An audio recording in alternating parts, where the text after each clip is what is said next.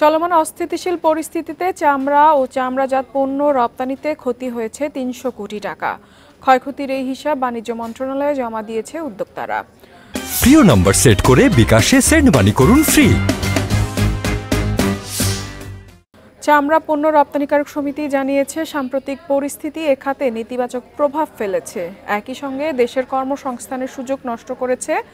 অনিশ্চিত হয়ে পড়েছে $2.60 কোটি পণ্য রপ্তানি। এমন পরিস্থিতিতে সহিংসতার ক্ষতি পুষিয়ে নিতে সরকারি সহায়তার বিকল্প নেই বলে জানিয়েছেন রপ্তানিকারকরা।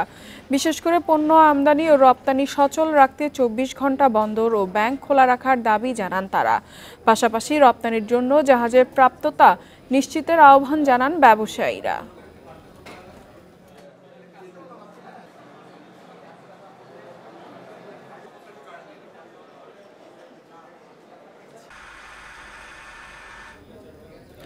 এ বিষয়ে বিস্তারিত আলোচনা করতে আমাদের সঙ্গে যোগ দিয়েছেন লেদার ওয়ার্কিং গ্রুপের অডিটর মোহাম্মদ আফজাল হোসেন। আফজাল হোসেন, আপনাকে স্বাগত জানাচ্ছি অর্থনীতি সারাদিনে। আপনার কাছে জানতে চাইব, বর্তমান যে পরিস্থিতি আমরা দেখতে পাচ্ছি বেশ অনেকটা দিন ধরেই কিন্তু চলমান রয়েছে।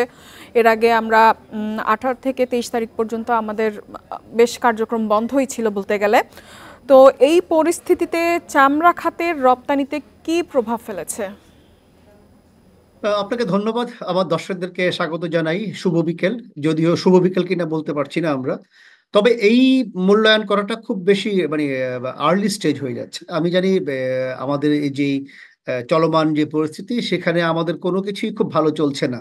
আমরা যদি একেবারে খাতোয়ারি বলি, যেহেতু আমি চামড়া খাতে আছি, হ্যাঁ, আমাদের একটা বড় একটা ধাক্কা হয়ে গেছে। আমি জানি না এই শুধু সংখ্যাটা 307 কোটি কিনা, বাট রাষ্ট্রের যে ইমেজ আমি আবারও বলছি, সেটা কিন্তু আমরা মারাত্মকভাবে ক্ষতিগ্রস্ত হয়েছে, সেটা যে কোনো খাতের জন্য।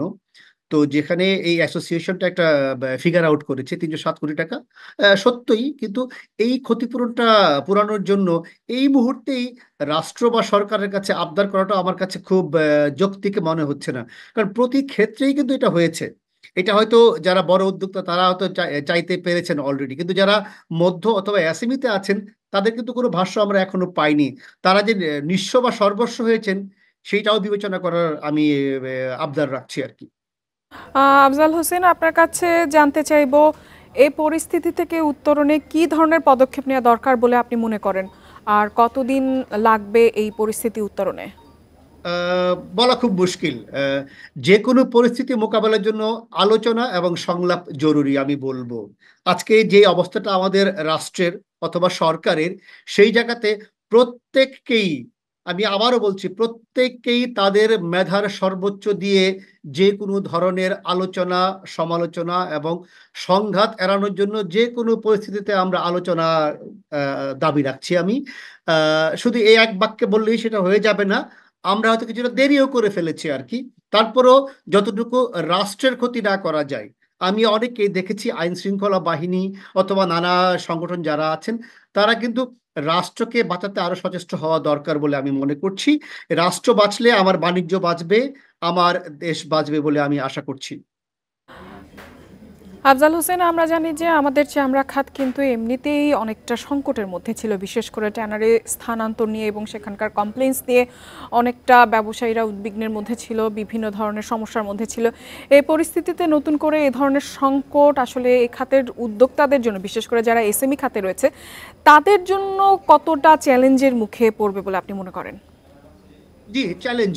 আমাদের কোনো নিশ্চয়তা নেই এখন।